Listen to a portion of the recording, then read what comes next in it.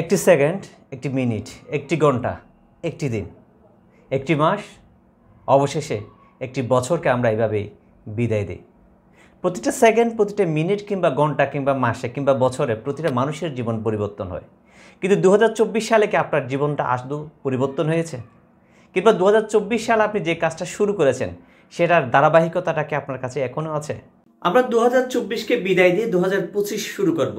আবারও প্রতিটা মিনিট, প্রতিটা ঘন্টা, প্রতিটা মাস কিংবা প্রতিটা বছর আমাদের জীবনের খাতা পরিবর্তন হবে, অর্থাৎ আমাদের একটা বছরও চলে যাবে, ক্যালেন্ডার পরিবর্তন হবে, কিন্তু আমাদের কাজেরও যাতে পরিবর্তন আসে।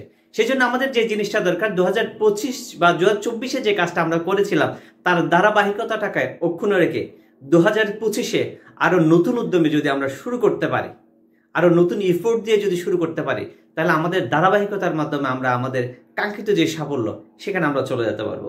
তাই আপনার নতুন দিন শুরু হোক কাউকে সহযোগিতা করার মাধ্যমে, আপনার নতুন দিন শুরু হোক কাউকে ক্ষমা করে দেওয়ার মাধ্যমে, আপনার নতুন দিন শুরু হোক নিজেকে পরিবর্তন করার মাধ্যমে।